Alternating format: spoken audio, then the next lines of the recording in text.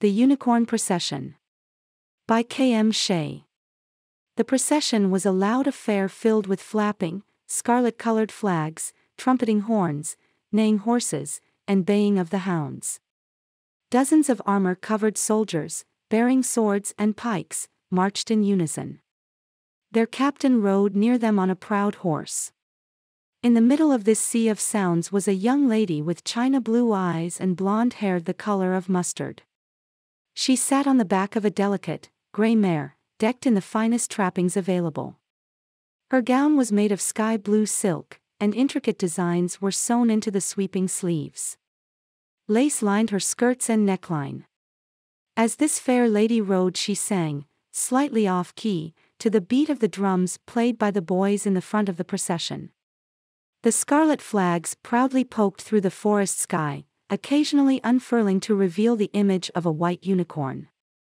And so, the dogs howled, the horses neighed, the drums and trumpets played, the lady sang, the soldiers marched and talked, and the entire situation was generally deafening. "Isn't this a little loud to try and find a unicorn?" The maid, asked herself, speaking louder so she could hear her own voice over the fanfare as she hurried after her lady's horse. "Shush," the soldiers hushed her as a hound woefully bayed. Elle gave them a withering glare and darted around a pothole.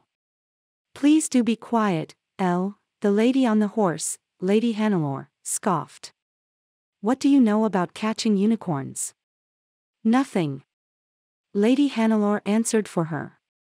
"Yes, but even the stupidest page boy knows that to catch a mere bird it's best to be quiet," Elle replied. "What?" Lady Hannelore shouted, deafened by the rest of the procession. "I said even the stupidest." "What?" "I said even the stupidest." "Do be quiet, Elle. We're hunting a unicorn," Lady Hannelore ordered. Elle wondered why she had bothered to come. "My lady," said the heavily mustached captain, drawing his bay horse next to Hannelore's. "We have found a suitable meadow, and a unicorn appears to be at the far end." "It must be deaf," Elle muttered. "Then let us stop," Lady Hannelore decided. "Halt the procession. Halt the progression. Smalt the regression. Exalt the recession." After several more choruses of shouts, the unicorn procession finally ground to a halt.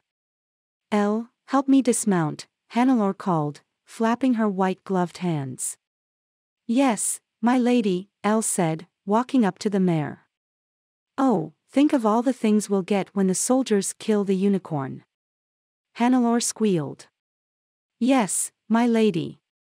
Unicorn hair for healing soup, its horn for checking poison, its hooves for holy talismans, and unicorn milk for curing ugliness," Elle agreed, although she was sad that they would have to kill such a beautiful beast. "What?" Lady Hannelore squawked, almost falling off her patient mare. "Who cares about those things? I'm going to instruct my tailor to use its mane and tail as thread for my next dress," Hannelore decided. Elle was very tempted to accidentally trip Lady Hannelore. "This way, my lady," the mustached captain said. "Right," Hannelore agreed. "Come along, Elle," she called before sweeping off through the forest, the captain leading the way. "We thank you for your help, Lady Hannelore. Surely the unicorn will be instantly tamed at the sight of you," the captain said as they broke into the meadow. "I can't imagine why," Elle grumbled. Hannelore glowed, probably more at the thought that her unicorn thread was soon within reach than the fact that she was pure enough to attract a unicorn. The unicorn stood at the far end of the meadow, his velvet muzzle sniffing the ground before he selected a delectable patch of clover to nibble on. His fur was a luxurious white that glowed in the sunlight and nearly blinded Elle and the procession. His mane was long, thick, and crimpy like silk threads. His pearl-white horn glistened and shone as sunlight struck it. "Right. I'll go tame him," Hannelore decided, the first to step into the meadow. She lifted up the skirts of her dress and marched forward, not at all daunted and certain that the mystical and deadly beast would not harm her. I'm not convinced you can, Elle said, trailing after her mistress. After all, isn't it supposed to be a virgin? Quiet, you fool. Hannelore hissed, swinging around. Soldiers slowly lined the shadowy edge of the meadow, swords ready in case the beast proved to be dangerous. Secretly they swapped whispers. Was the chambermaid right? Furthermore, was the unicorn stupid enough to be deceived? As Hannelore walked further into the meadow, the unicorn looked up, his black eyes staring at Hannelore as he chewed his mouthful of clover, unimpressed with the noble girl. Right, unicorn. Come here so we can kill you, Hannelore said, dropping her skirts and patting her legs. The unicorn blinked. That worked so well, Elle said, picking at her nails. Hannelore huffed. Ugh, you stupid, ghastly creature, come here, she growled, nearly tripping on a bush. The unicorn watched her approach him and lowered his head. That's right.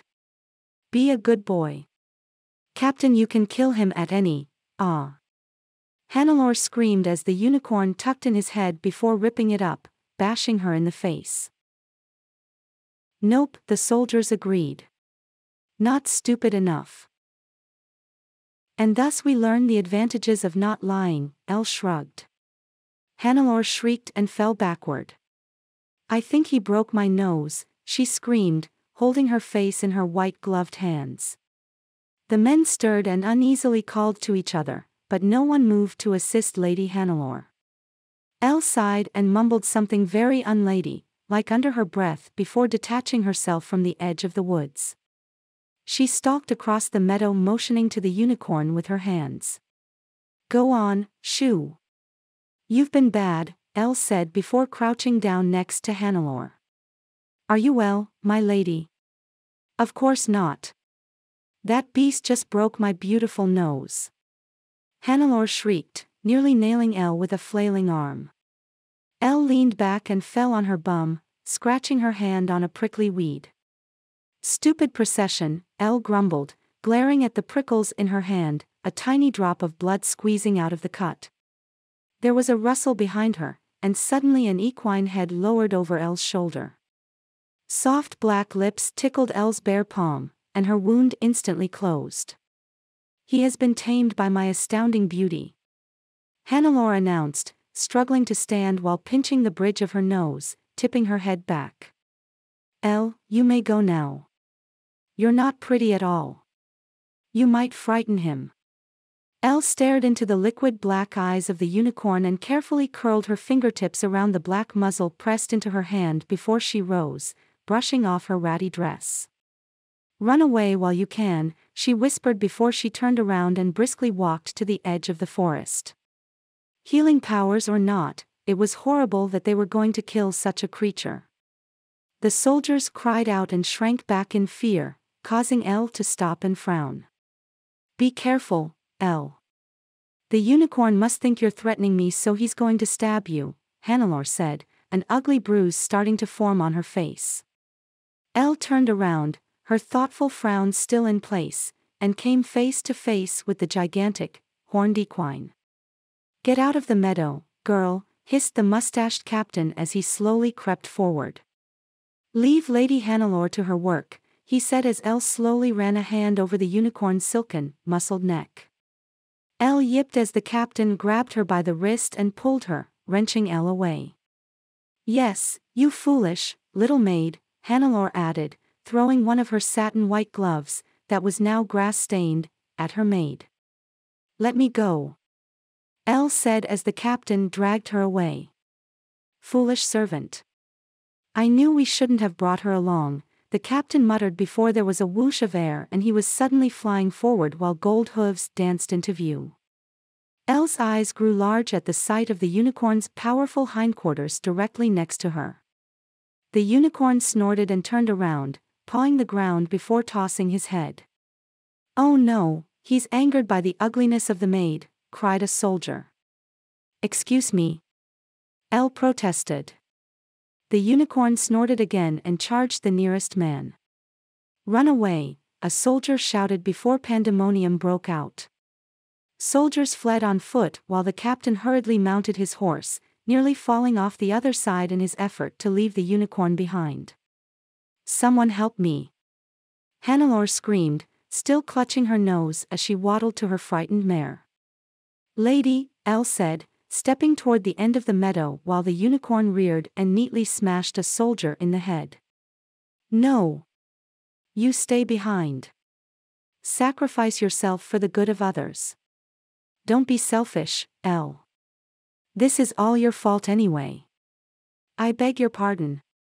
Elle asked, going slack-jawed. Who was the one who wanted to pretend to be all sweet and virginal? The mustard-haired lady threw herself on her mare, only managing to get half on before the mare took off, racing through the trees. "Don't you dare follow me!" "Ah!" she screamed, disappearing from view. So the drummer boys played a much faster beat, and the horn players concentrated on leaving the forest as fast as they could, their golden horns gleaming as they ran among the frightened dogs, which chased after the screaming soldiers. Most of them had dropped their weapons when the unicorn delivered the swift kick to their captain. Elle trailed off as the unicorn procession disappeared through the trees, moving much faster than they ever had before. Elle turned to look at the unicorn who was swatting flies with his silken tail. "Well, gee, thanks," she said. The unicorn shook his head to rid himself of some more flies. "There goes that career choice," Elle muttered, sitting down on the ground with a flop. "I guess I can't be a lady's maid after all. That's another failed career. I can't be a shoe designer, even though I still think glass shoes are a good idea. I can't take care of rabbits, they always run away from me screaming that they're late for a hot date. I can't work as a housekeeper, those stupid magical lamps always break whenever I'm around, so what can I do?" Elle wondered. The unicorn sneezed before rearing back, holding the pose and looking very picturesque for several moments. No, can't be a painter either. I can only draw stick people," Elle snorted. Her eyes suddenly lit up.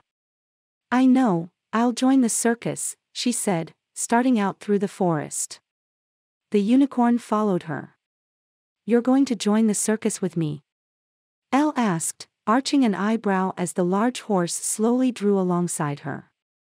He whuffled in agreement. "Then can I ride you?" He snorted and shook his head, looking deeply offended and disgusted. "It was worth a shot," Elle grumbled. And so, the Unicorn Procession circus was formed. It was a smashing hit and success. So much so that people from all over the land traveled to see it. But this is not the story of their circus, and all the delightful adventures they encountered. Including but not limited to the Sphinx that forgot its riddle, the genie in a chamber pot, the sleeping prince, and the nail file in the stone. And so, dear readers, it is here where I must leave you. And yes, the unicorn really did break Hannelore's nose. The end.